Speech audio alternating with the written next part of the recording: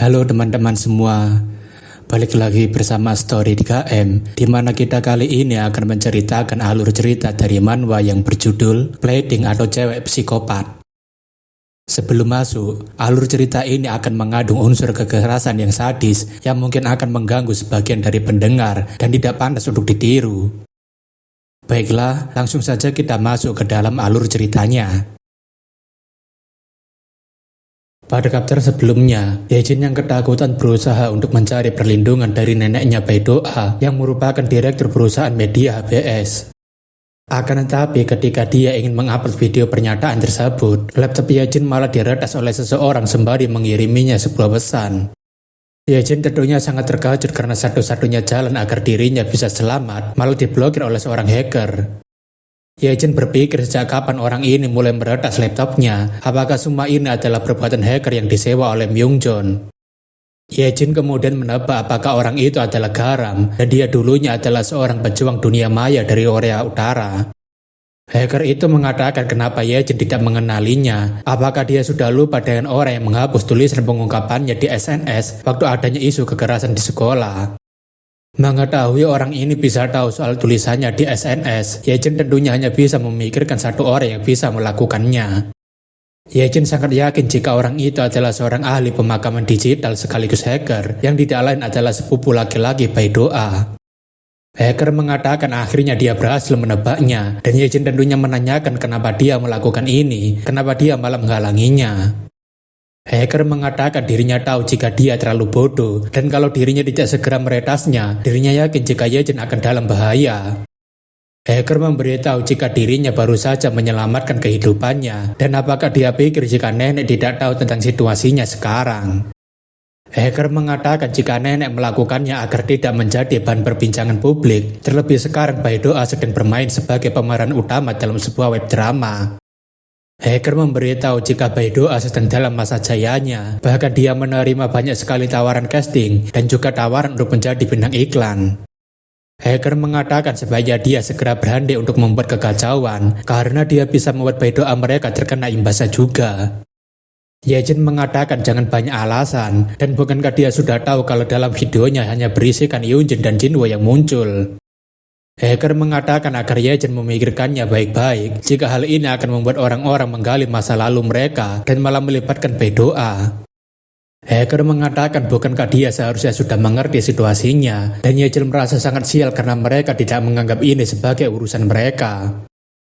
Hacker mengatakan jika Yejin tadi mengirim videonya ke email perusahaan dan bukan email nenek, jadi bukankah itu akan menjadi masalah besar kalau videonya sampai bocor. Hacker menyuruh agar Yejin tidak melakukan sesuatu yang aneh, atau apakah dia ingin merasakan nasib yang sama dengan Yena. Yejin tentunya berdariak kalau begitu dirinya harus bagaimana, terlebih jika dirinya diam saja, maka dirinya akan mati di tangan mereka. Yejin menanyakan bukankah mereka tahu situasinya, tapi kenapa mereka hanya diam saja dan tidak membantunya. Yejin memberitahu jika Yeon Garam itu benar-benar seorang wanita gila, bahkan foto telanjangnya saja tidak akan berarti baginya. Yejin mengatakan wanita gila itu benar-benar menghinanya dengan bokongnya, bahkan dia sampai menyiapkan banyak sekali rumput laut kering hanya untuk menyiksanya. Hacker menanyakan apakah orang itu adalah seorang koki yang ahli dalam makanan laut, dan Yejin mengatakan dirinya sedang tidak bercanda. Yejin mengatakan dirinya itu serius dan masalah ini bukan hanya untuk dirinya saja, tetapi akan menimpa Baidoa setelah dia selesai berurusan dengannya. Yejin memohon agar mereka membantunya agar tidak mati seperti ini, tapi hacker mengatakan pihak mereka akan mengatasi masalah ini sendiri, jadi dia juga harus menyelesaikan masalahnya sendiri. Selain itu, hacker mengatakan dirinya akan segera memformat laptopnya untuk menghapus semua keterlibatan mereka. Bahkan, dirinya juga akan menghapus semua video yang tersimpan di handphonenya dan juga akun cloud-nya. Mengetahui jika dirinya malah terkena masalah ini, tentunya membuat Yejin semakin berteriak dengan histeris karena perlawanan terakhirnya hancur dalam waktu 5 menit. Beralih ke Sekretaris Baek, di mana dia sekarang melaporkan bahwa hacker yang telah mereka pekerjakan dari Cina telah berhasil menjalankan tugasnya dengan baik. Sekretaris memberitahu jika Yejin sempat mencoba mengirim sebuah video ke HBS dan Myungjon menanyakan apa yang dia lakukan. Sekretaris Baek mengatakan hacker itu berpura-pura menjadi sepupunya Baidoa dan memformat semua file yang disimpan oleh Yejin. Myungjan mengatakan kerja bagus dan ini memang sebanding dengan uang mahal yang mereka bayarkan untuk mempekerjakan mereka. Myungjan mengatakan pertarungan yang akan datang dengan HBS akan memerlukan kekuatan cyber yang bisa mengubah dinamika perang karena adanya sepupunya Bae-doa itu. Sekretaris Baek memberitahu jika semua video para siswa yang merekam eksekusi terbuka sang bersaudara juga telah berada di dalam kendali mereka. Sekretaris Baek mengatakan ponsel para siswa tersebut telah ditanamkan sebuah virus malware, jadi tidak akan ada yang bisa membagikan video bukti tersebut. Oleh karena itu, pembalasan dendam ini tidak akan pernah dipublikasikan apapun yang terjadi. Myungjan mengatakan bagus sekali, kalau begitu bagaimana dengan kabar para bajingan yang lainnya? Sekretaris Baek mengatakan jika pihak Bae-doa sedang disibukkan dengan syuting drama Dongheng. Sementara itu, redaksi HBS yang dipimpin oleh neneknya Bae-doa sepertinya tidak mampu melaporkan gosip tentang cucunya.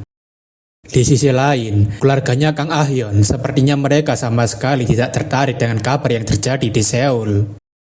Akan tetapi, Sekretaris Baek mengatakan ada sedikit masalah pada keluarganya Cha So-yun selama mata-mata mereka memantau mereka. Sekretaris Baek kemudian menceritakan apa yang disampaikan mata-mata mereka, namun percakapan ini tidak ditunjukkan apa isi dari laporannya tersebut. Myungjan mengatakan ini persis seperti yang dirinya perkirakan dan rasanya memang mencekam jika berurusan dengan bos terakhirnya. Sekretaris Baek mengatakan dirinya tidak begitu tahu apakah ini adalah sebuah keberuntungan atau tidak dengan situasi yang sekarang. Myungjan mengatakan tentu saja mereka sangat beruntung karena itu berarti kesombongan dan kekerasan kepalanya Cha So-yun masih tetap sama. Myungjan mengatakan agar dia tidak perlu khawatir jika ada masalah dengan keluarganya Cha So-yun karena mereka memiliki kartu truf. Myungjan memberitahu jika DPR Cha adalah sasaran utama di balik balas dendamnya, tapi dirinya sekarang berada dalam posisi yang memiliki musuh publik. Myungjan mengatakan sudah saatnya bagi mereka untuk pergi, terlebih dirinya sudah sedikit kelelahan dan Sekretaris Baek mengatakan baiklah. Sekretaris Baek berpikir sepertinya dugaannya semakin pasti jika Pak Wakil Presiden tidak memikirkan kehidupannya setelah membalaskan dendamnya. Sebenarnya, hanya pergi ke pemakaman hari ini saja, mengingat risiko yang ada, itu adalah tindakan yang sangat sia-sia dan merugikan. Sekretaris Baek tahu jika itu adalah pertunjukan yang dilakukan hanya semata-mata untuk kepuasan balas dendamnya. Namun mendengar reaksinya setelah mengetahui kondisi dari target balas dendamnya, Sekretaris Baek rasa Pak Wakil Presiden sudah membuang kehidupannya hanya demi balas dendamnya.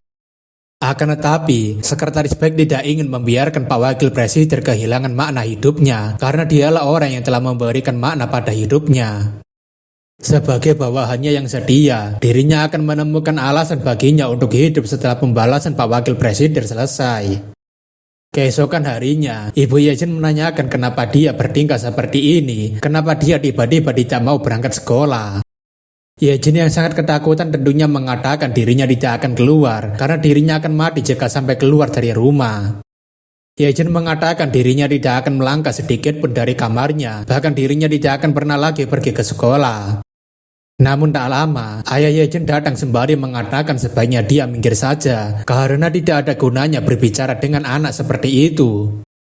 Ketika ayahnya masuk, ayah Yejin mengatakan memangnya mau sampai sejauh mana dia berniat untuk membuat ayahnya kecewa dengan sikapnya yang sangat manja itu. Ayah Yejin mengatakan dia bahkan sudah berani berbicara lantang di dalam rumahnya, bahkan sampai ngotot tidak mau berangkat sekolah. Yejin tentunya memohon pada ayahnya untuk tidak masuk ke sekolah karena itu bisa saja membuatnya mati mengenaskan. Yejin menanyakan apakah ayah tahu tentang kematian orang tuanya Yoonjin karena itu adalah perbuatan yang dilakukan oleh Lee Myung-jon. Yejin menceritakan jika Myung-jon mengadopsi seorang wanita gila sebagai anak angkatnya dan dia telah menghancurkan biji kakak laki-lakinya Yoonjin, bahkan dia mencoba meledakkan perutnya dengan menyiksanya menggunakan rumput laut kering. Yejin mengatakan jika dirinya melakukan itu lagi, dirinya pasti akan benar-benar mati, jadi dirinya ingin agar ayah menyelamatkannya dari mereka. Mendengar cerita dari anaknya sendiri, ayah Yejin mengatakan memangnya dia mau membuat dirinya membereskan masalahnya sampai kapan. Ayah Yejin mengatakan jika dia adalah anak yang paling tidak berguna dan hampir saja menghancurkan kehidupan keluarganya dengan tingkah kekerasannya. Ibu Yejin menanyakan apa maksud semua ini, dan ayah Yejin mengatakan tampaknya Myung-jon mau membalaskan dendam anaknya. Ayah Yejen mengatakan dirinya melakukan satu kesalahan kecil dan akhirnya malah terjebak dalam situasi yang sangat melelahkan. Ayah Yejen mengatakan sebaiknya mulai hari ini dia pergi ke tempat yang ramai dan menggunakan transportasi umum karena itu akan jauh lebih aman. Ayah Yejen mengatakan dirinya akan mencoba menghubungi Pak Wakil Presiden hari ini dan mencoba untuk bernegosiasi dengannya. Sementara itu, Ayah Yejen menyuruh anaknya agar segera pergi ke akademi saja, karena tidak akan ada yang menyangka jika seorang anak SMA pergi ke akademi di jam pelajaran. Ayah Yejen mengatakan dirinya akan memberitahu kepala akademi sebelumnya, jadi dia harus belajar seorang diri bersama dengan siswa-siswi di kelas ujian ulang. Ayah Yejen mengatakan dirinya akan mempertimbangkan apakah dirinya harus mengeluarkannya dari daftar keluarga setelah masalah ini selesai. Yejen tentunya menangis, tapi ayahnya mengatakan berhenti menjadi wanita cengeng dan segera pergi naik transportasi umum. Beberapa saat setelahnya, seseorang menyambut Yejen yang sudah datang ke akademi dan dirinya sudah mendengarkan penjelasannya dari kepala akademi. Guru itu mengatakan dirinya dengar jika Yejen tidak bisa fokus belajar karena sedang mengalami perundungan dan Yejen membenarkan. Guru itu mengatakan dia sekarang tidak perlu khawatir soal perundungan karena anak-anak di kelas ujian ulang sedang di kelas pelajaran masing-masing, jadi dia bisa fokus belajar seorang diri di sini. Guru itu mengatakan kalau begitu dirinya pergi duluan karena ada kelas, dan kalau dia memiliki masalah, Yejen tinggal memanggil saja wakil kepala sekolah. Yejen berpikir sudah lama sekali dirinya tidak merasakan kedamaian seperti ini, bahkan sepertinya dirinya memang membutuhkan ketenangan seorang diri. Namun ketika membuka pintu kelasnya, Yejen malah disambut dengan penampakan seorang cewek psikopat yang sedang tersenyum menyeramkan. Sejenak, pikiran Yejen terhenti karena kemunculan Garam yang tiba-tiba, bahkan dia hanya bisa melongo terkejut karena wajah yang paling dirinya takuti muncul di hadapannya. Dengan bersuara sekencang-kencangnya, Yejen berteriak memanggil nama Pak Guru sembari mengatakan ada wanita gila yang masuk ke akademi. Akan tetapi, Garam langsung membuka mulut Yejen dan memasukkannya ke dalam ruangan kelas agar tidak ada yang curiga. Karena Garam yang sangat sigap dengan segala situasi, tentunya berhasil menghindari pantauan banyak orang. Yejen tentunya ingin sekali berteriak sesuatu, akan tetapi bungkaman Garam terlalu kuat sampai-sampai suara Yejen tidak bisa keluar. Garam mengatakan agar ketua kelas tidak meninggikan suaranya, terlebih lagi kenapa dia selalu mengganggu rencananya dengan keributan. Garam mengatakan dirinya sempat melihat seorang ibu-ibu memilih sebuah buah, jadi dirinya tahu akan terjadi sesuatu yang buruk. Yejen tentunya terkejut karena Garam bisa tahu lokasi ibunya, dan dia berpikir apakah mereka sedang menyadapnya. Garam mengatakan dirinya akan menyingkirkan tangannya dari mulutnya jika dia tidak membuat kegaduhan lagi, dan Yejen menganggukkan kepalanya. Setelah dilepaskan oleh Garam, Yejen akhirnya bisa bernafas kembali dengan lebih baik. Garam menanyakan apa yang akan terjadi kalau ketua kelas kabur tanpa memberikannya petunjuk sama sekali. Garam memberitahu jika dirinya bahkan menelusuri semua tempat yang pernah dia datangi, tapi rupanya dia malah bersembunyi di sini. Yejen tentunya menanyakan bagaimana dia bisa mengetahui keberadaannya, bahkan sampai menunggunya di dalam kelas, dan Garam mengatakan itu sangat mudah. Garam mengatakan dirinya hanya tinggal mengikuti arahan dari tim pemantauan, dan satu-satunya kelas yang kosong hanyalah tempat ini. Oleh karena itu, Garam memutuskan untuk menyusup secara diam-diam ke dalam akademi dengan memasuki jendela yang ada di sana. Yejen berpikir bukankah ini berada di lantai 4, tapi bagaimana bisa wanita gila ini melompat setinggi itu untuk sampai kemari. Yejen rasa sepertinya tim pemantau tidak lagi ingin menyembunyikan dirinya, bahkan secara terang-terangan mengikuti dirinya. Sambil gemetaran, Yejen mengangkat bangku sembari mengatakan dirinya tahu jika Garam kemari pasti ingin membunuhnya. Yejen mengatakan kalau dia sampai menyentuhnya, dirinya akan berteriak sekencang mungkin agar semua orang datang kemari. Akan tetapi, Garam mengatakan agar ketua kelas tidak perlu waspada karena dirinya datang kemari tidak punya niatan untuk membunuhnya. Garam mengatakan dirinya hanya ingin bernegosiasi dengannya karena ayah angkat memutuskan untuk memberikannya kelonggaran. Garam mengatakan sepertinya Yejen tahu banyak soal kematiannya Hyena, jadi kalau dia memberikan informasi yang berguna mungkin dia akan selamat. Mendengarkan perkataan dari Garam, tentunya membuat wajah Yejen kembali cerah karena dirinya tidak akan dibunuh oleh mereka. Namun setelah diingat-ingat kembali, tidak mungkin wanita gila ini akan memberikannya pengampunan, bahkan sikapnya saja sangat aneh dari biasanya. Ye-jin ingat jika mereka pernah mengatakan akan membalas kematian Hyena dengan cara yang paling menyakitkan, bahkan sempat mengancam akan membunuh dengan cara sakit kanker. Ye-jin berpikir memangnya apa yang sedang dimimpikan oleh Garam dan Myung-jon sampai-sampai memberikannya kesempatan seperti ini. Akan tetapi, Ye-jin yang memiliki tebakan kemudian tertawa tidak jelas dan Garam menanyakan memangnya apa yang lucu. Ye-jin mengatakan sepertinya dirinya sudah bisa menebak jika ayah dirinya itu sangat ketakutan dengan pilihan yang telah dia buat. Ye-jin yakin jika membunuh orang tua Yoonjun adalah kesalahan terburuknya. Jadi apakah dia pikir jika keluarganya Cha So-yeon tidak akan curiga? Ye-jin mengatakan melihat bagaimana mereka sekarang bertindak lebih berhati-hati, itu berarti pihak Cha So-yeon sedang memberikan reaksi terhadap mereka. Meskipun dirinya bekerja sama, tetapi tidak ada jaminan mereka akan membiarkannya hidup dan dirinya tidak akan tertipu dengan trik bodoh ini. Bahkan jika dirinya memutuskan untuk bekerja sama dengan ayah dirinya itu, Ye-jin yakin jika Cha So-yeon akan membunuhnya karena menganggapnya sebagai pengkhianat. Ye-jin mengatakan kalau begitu apakah sebaiknya mereka bertaruh tentang siapa yang akan menang di antara pihaknya Cha So-yeon dengan pihaknya mereka. Garam menanyakan apakah dia sudah lupa jika mereka mengawasi ibunya, dan Ye-jin mengatakan mereka tidak akan berani bertindak bodoh di depan banyak orang dan juga kamera. Ye-jin mengatakan langkah nekat mereka sangat jelas bahwa ayah dirinya itu sangat ketakutan dan mencoba untuk mencari bantuan. Ye-jin mengatakan dirinya sudah menduga jika mereka tidak akan berani membunuhnya dengan begitu gegabah, jadi coba saja sentuh dirinya jika berani. Tuh kan, sudah dibilangin jangan cari gara-gara sama cewek psikopat, salah sendiri sudah nantangin Garam kayak gitu, ya jelas resiko ditanggung sendiri. Ye-jin yang sedang disayang oleh Garam tentunya mencoba meminta tolong karena dirinya tidak bisa bernafas, tapi wajah Garam tidak ada niatan sama sekali untuk berhenti melakukannya. Karena Garam yang terus menyayangi Ye-jin tanpa henti, akhirnya dia sampai tidak sadarkan diri setelah tidak bisa bernafas. Setelah beberapa saat, Ye-jin akhirnya terbangun dari pingsannya setelah dibuat Garam tidak bisa bernafas. Ye-jin berpikir apakah barusan dirinya pingsan atau mungkinkah dirinya hanya sedang bermimpi buruk karena stres yang berat. Akan tetapi, Garam yang masih berada di sampingnya tentunya mengatakan bagaimana rasanya dibangkitkan lagi dan mendapatkan kehidupan keduanya.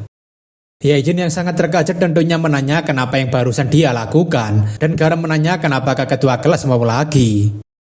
Garam mengatakan bukankah ketua kelas sendiri yang mengizinkannya untuk menyentuhnya, bahkan dia sampai tidak menyadari jika dirinya melakukannya sangat cepat sampai dia tidak bisa berteriak. Garam mengatakan sejak dirinya ditahan di pusat penahanan anak, keahliannya adalah membuat tahanan lain pingsan dengan mencekik mereka tanpa diketahui oleh petugas. Garam mengatakan jika dirinya dulu sempat mendapatkan julukan sebagai sang pembawa tidur dan Ye-jin rasa wanita ini sudah gila. Garam mengatakan dirinya pernah membuat pingsan seorang tahanan yang membunuh kakaknya sendiri sampai 50 kali dalam sehari, alhasil dia mulai ngiler terus-menerus seperti orang bodoh. Garam mengatakan dirinya baru saja teringat soal ini, jadi apakah ketua kelas juga mau mendapatkan terapi yang sama dengan orang itu? Ye-jin yang ketakutan tentunya mengatakan dirinya akan bernegosiasi dengannya, dan Garam mengatakan seharusnya dia melakukan itu sejak awal. Garam mengatakan hari ini cuacanya sangat panas sekali, jadi apakah ketua kelas tahu toko es serut yang terkenal di sekitar sini, dan Ye-jin mengatakan hanya ada satu tempat. Garam mengatakan kalau begitu sebaiknya mereka berdua segera bergegas ke sana sebelum es serutnya habis. Beberapa saat setelahnya, Garam menanyakan apakah ketua kelas menipunya, dan Ye-jin mengatakan mana dirinya tahu jika jam segini masih belum buka. Akan tetapi, Garam tanpa malu-malu langsung membuka pintu tersebut sambil menanyakan apakah es serutnya sudah siap. Pemilik toko mengatakan apakah dia tidak bisa membaca jika toko mereka masih belum buka karena mereka harus persiapan. Garam mengatakan dirinya masuk karena pintunya sedang terbuka, dan pemilik toko mengatakan bukankah dia sendiri yang membukanya. Garam kemudian berubah ke mode rayuannya untuk meminta agar pemilik toko membuatkan es serut untuknya karena dirinya sudah datang sepagi ini. Pemilik toko mengatakan kalau begitu apa boleh buat, dirinya akan membuatkan es serut spesial untuk mereka berdua kali ini. Ye-jin tentunya berpikir bagaimana bisa wanita ini tanpa rasa malu menggoda pemilik tokonya dengan wajah genitnya.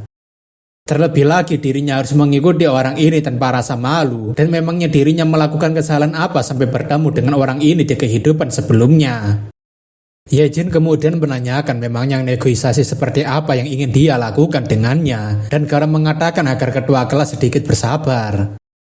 Garam mengatakan mereka berbicara nanti saja setelah es serutnya datang, dan Yejin tentunya semakin kesal dengan Garam.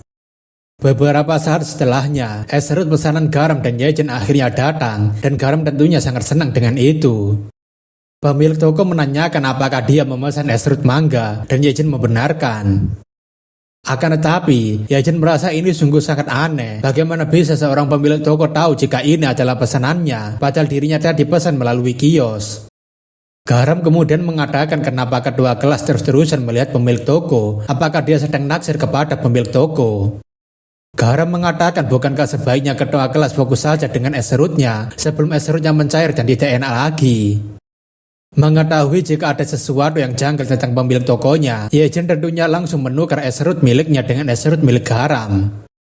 Garam mengatakan kenapa ketua kelas malah merampas es serut coklatnya yang enak itu, kalau dia mau bukankah seharusnya dia pesan sendiri. Akan tetapi, Yejin mengatakan sebaiknya dia diam saja, jadi coba saja makan es serut miliknya, dan mari kita lihat apa yang dia masukkan ke dalam sana. Garam mengatakan jika paranoid ketua kelas sudah menjadi sebuah penyakit, jadi sebaiknya dia habis ini pergi ke psikiater ayahnya sesekali untuk perawatan.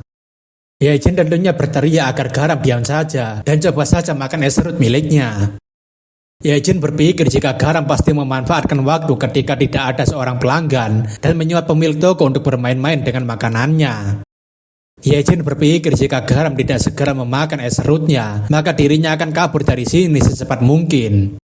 Akan tetapi, Garam dengan entengnya memakan es serut miliknya Yejin dengan lahap, seperti tidak ada masalah apapun.